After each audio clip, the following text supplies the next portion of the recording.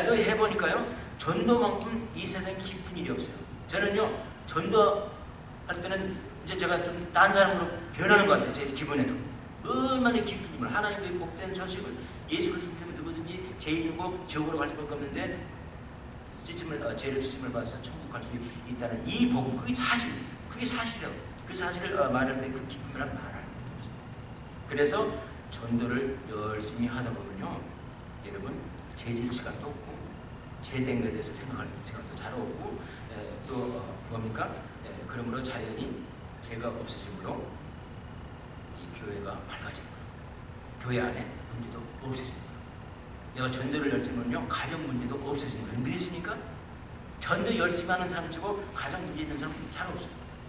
전도 안 하고 가만히 있을 때, 여러분, 내가 마땅히 내가 해야 될 일을 안 할 때는 항상 내가 불안해지고, 내가 정말 굉장히 내 자신이 불행해져요. 그러나 내가 마땅히 할 일을 할 때는 얼마나 행복해지는지 몰라요. 전도라는 게 바로 우리 믿는 사람한테는 그런 행복감을 갖다 주는 겁니다. 전도하는 것처럼 기분 좋은 거 없어요.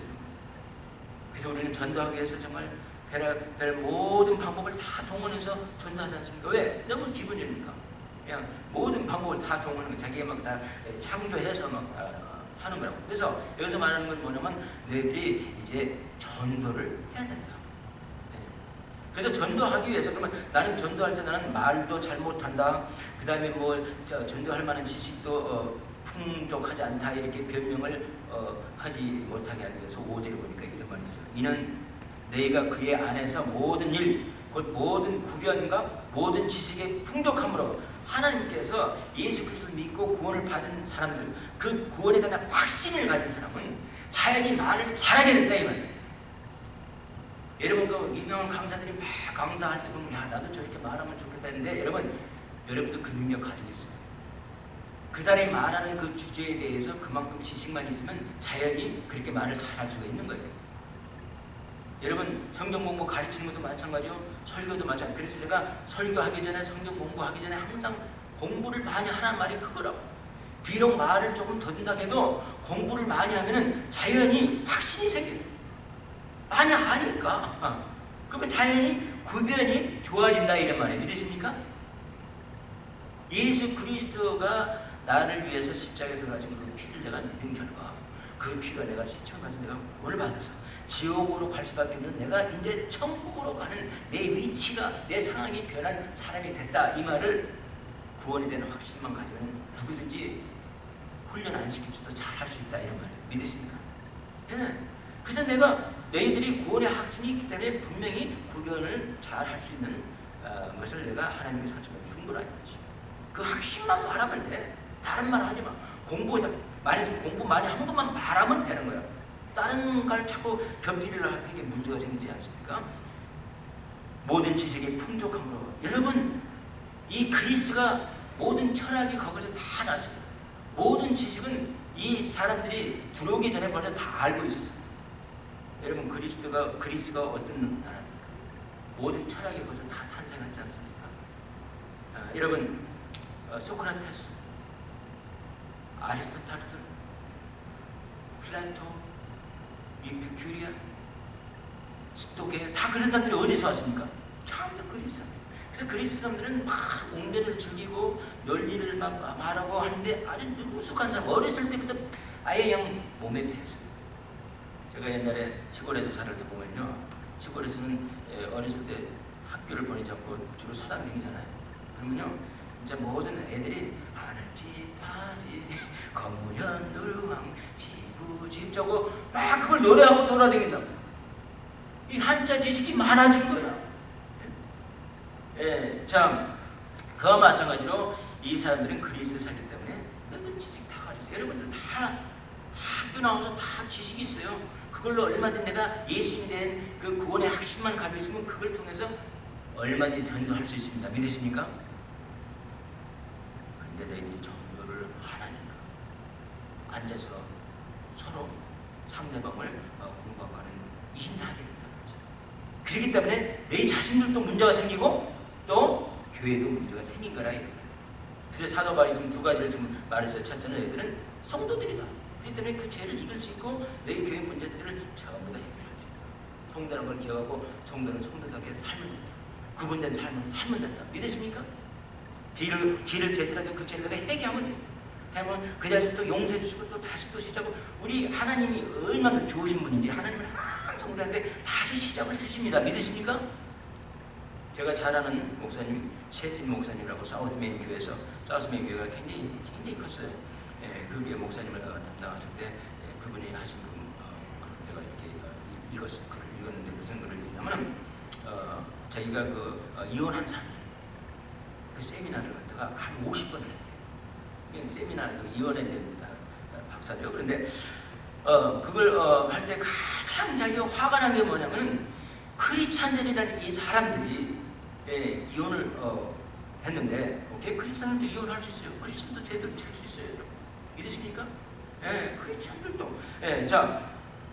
그런데 이혼을 했는데 그래도 최소한도 이 정도는 알아야 될 거 아니냐고 말하는데 무엇을 말하냐면 여러분 하나님은 너무 좋으신 분이기 때문에 이혼을 했을 때 크리스찬들이 대부분 나는 죄인이다. 나는 막 정말 내 자식한테도 죄짓고 내 남편한테도 죄짓고 내 아내한테도 죄짓고 내 친척들한테 죄짓고 내 친구들한테 죄짓고 이렇게 생각을 한다는 거야. 그 죄책감이 항상 산다는 거야. 그것처럼 바보되이 없다는 거야. 왜 크리스찬이 되냐면 크리스찬이라는 건 뭐냐면 하나님은 우리 죄를 항상 용서해 주십니다. 믿으십니까? 회개만 하면 그 자리에서 즉각적으로 용서해 주시고 다시 새로운 삶을 주신 거라고. 그래서 하나님은 계속해서 사랑을 하시다가 너 이혼했어 하고 그걸로 사랑을 중단하는 것이 아니에요. 회개하면 다시 똑같이 그 전에 있던 사실 어떤 면에서 좀 더한 사랑으로 계속 사랑해 주시고 계십니다. 믿으십니까? 그렇게 해서 죄책감에서 벗어나라. 그걸 못하고 있는 것을 볼 때 가장 안타깝고 가장 화가 난다고 했습니다. 여러분 크리스찬에는요 이제 죄책감을 가지고 살수 있어요. 내가 죄를 자백했으면 하나님께 자백하면 그 자리에서 예수님 들어서 용서받고 다시 새 삶을 얼마나 살 수 있어요. 자 그래서 너희는 성도라는 거지. 성도기 때문에 이제 그분들의 삶을 살고 만약 그러지 못하면 다시 회개하고 다시 또 죄에게 힘을 주는 하나님을 믿고 다시 열심히 앞을 전진하면 된다. 두 번째는 너희들이 전도하라 말이지. 그 은혜, 그 하나님의 그 은혜를 전도하는 거죠. 그래서 전도하라는 것을 여기서 이렇게 말하고 좀 있는 겁니다. 그 다음에 세 번째 마지막으로 보니까 이렇게 말씀이 되어 있습니다. 또 6절 보니까 그리스도의 증거가 너희 중에 경고케 되어 너희가 모든 은사의 부족함이 없이 우리 주 예수 그리스도의 나타나심을 기다립니다. 너희들이 예수님이 다시 오실 때를 기다리고 예수님이 이제 승천하시는데 다시 이 세상에 좀 오시는 기다리고 있는데 너희들이 또 무엇을 알아야 되냐면 그 예수님을 갖다가 이제 기쁘게 해드리기 위해서 뭘 주셨어요? 보니까 은사를 줬다 그랬습니다. 여러분 예수 믿는 사람들은 전부 다 은사들이 있어요. 하나님께서 최소한도 한 가지 이상은 다 주시는 거예요. 여러분들이 그걸 찾아내지 않아서 그래요. 한번 찾아내보세요. 뭐가 내가 은사가 있는지. 그런데 꼭 한 가지만 은사라고 절대 생각하지 마십시오. 두 가지, 세 가지, 네 가지, 다섯 가지도 들었어요. 제가 아는 집사님은 자동차를 얼마나 잘 고칩니까? 진짜 정말 고마운 거라고요. 얼마 자동차 고치는 게 요즘 비싼지 몰라요. 그런데 하나님께서 주신 그 은사를 통해서 남을 갖다 섬기는데 그 이유는 뭡니까? 예수님을 기쁘게 해야 된다고 그런 거예요. 어떤 분은 그걸 참 잘하세요. 근데 그거 한 가지만 아닐 거라고 분명히 다른 것도 있어요. 그분들 가만 보면 또 전도도 잘하시더라고요. 두 가지, 세 가지, 네 가지, 다섯 가지, 여섯 가지, 일곱 가지, 여덟 가지 은사를 하나님께 다 주시는 거예요. 믿으십니까 여러분? 그럼 그 은사를 너희들 받을 때 그 은사를 자꾸 개발시켜서 그걸 사용해서 결과적으로 그 은사를 통해서 뭐 하는 겁니까? 하나님을 기쁘게 하라. 그 은사를 통해서 남을 섬기고 봉사하라 이런 말이에요. 믿으십니까? 어떤 분은 그냥 좀 예수님 믿고 구원받았다는 그 사실에 감격해서 항상 그 마음이 있기 때문에 좀 교회를 위해서 쓰는 돈을 아끼잖아요. 소풍때도 그냥 풍성하게 뭘 자기는 못 얻으더라도 좀 사서라도 인편에 붙입니다. 그것도 은사예요. 예.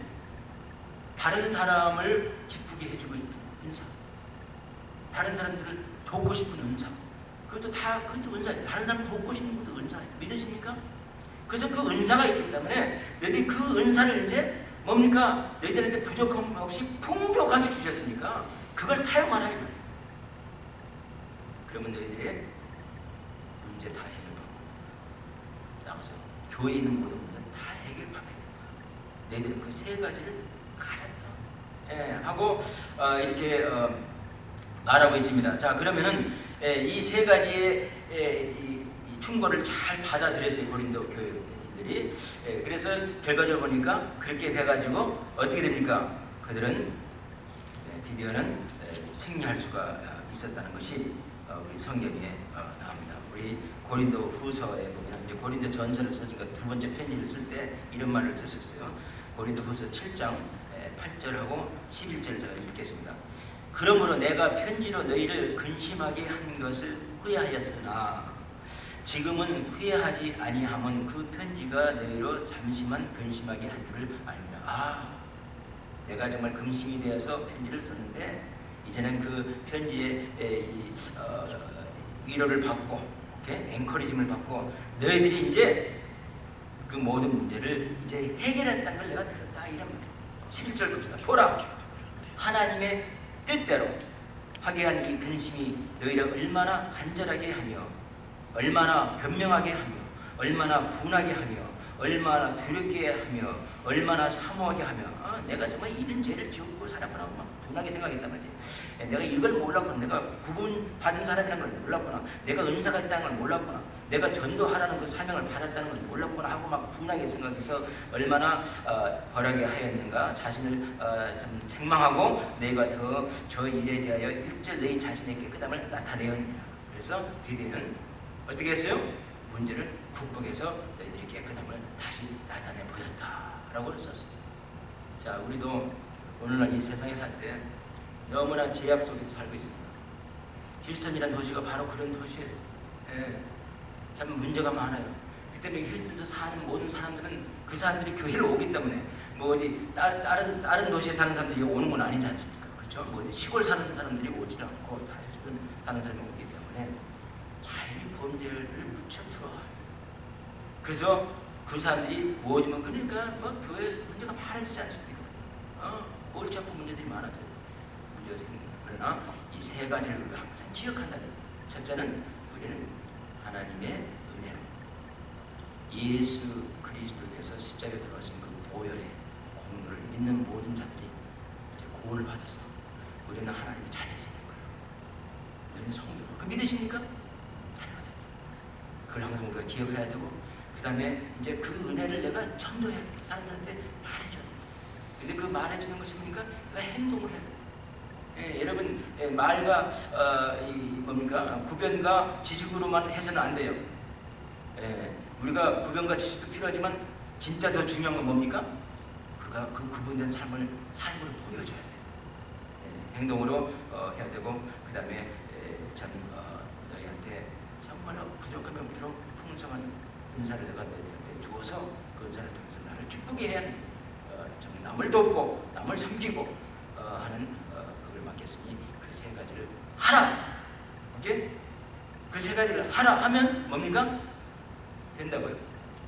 제가 그 학교 전학교 다닐 때 한국의 선교사님이 미국 사람이야. 근데 뭐 이름이 선안성아 그래. 나는 한국 사람인 줄 알았어. 그래서 아주 기쁘게 생각했더니 보니까 미국 사람이야. 그 사람이 낸스인데 이렇게 이름을 지어줬대요. 선안성하고 한국 목사님이. 그런데 그 사람이 한국에 이제 선교 갔을 때 자기 가족을 다 데리고 갔잖아요. 그런데 갑자기 자기 아들이 막 고민이 돼가지고 자기를 한테 막 그냥 고개를 쥐고 그래서 왜 그러냐, 나 왜 그랬더니 아버지 한국 학생들이 너무 공부를 열심히 해가지고 이 실력도 좋을 뿐만 아니라 숙제도 학교에서 또 많이 주니까 그걸 전부 다 집에 와서 하는데 나는 큰일 났다.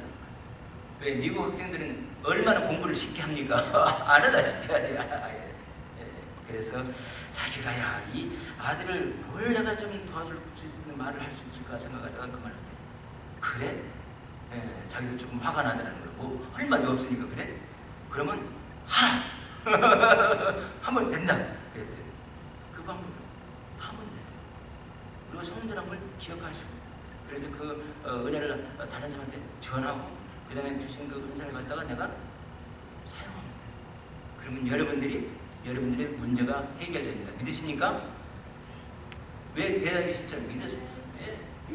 그 다음에 교회에 있는 모든 문제가 해결되는 줄 믿습니다. 기도하겠습니다. 자비하시고 사랑이 많으신 아버지 하나님, 우리 사도가 그 격려 편지처럼 그들이 문제가 많고 또 제약이 많은 것도 자기들이 어떤 신분이라는 것을 기억하지 못해서 그랬던 겁니다. 아버지, 그들이 자기들의 새 신분을 기억함으로써 이제 할 일을 하나님께서 맡기신 일을 찾아서 할 때 그들 문제도 없어졌고, 자신의 문제도 없어졌고, 또 교회 문제도 없어졌죠. 우리 삶도 역시 마찬가지입니다. 21세기의 교인들도 역시 많은 문제와 또 좀 삶의 갈등, 교회의 갈등을 가지고 있습니다. 그런데 역시 이 세 가지 일을 기억합니다. 내가 구원받았다는 사람을 기억합니다. 내가 정말 하나님께서 은사를 주셔서 하나님께서 기쁘게 하나님을 기쁘게 하는 그 일들을 하게 했다는 것을 기억합니다. 또 내가 열심히 그 은혜에 대해서, 그 복음의 구원에 대해서 열심히 내 말과 또 행동으로 내가 실천해 오기 때문에 나의 문제도 해결받고 주의 문제도 해결받는 이 편지들 삶이 그렇게 되기를 원합니다. 그렇게 되게 주장하여 주옵소서. 예수님의 이름으로 기도합니다. 아멘.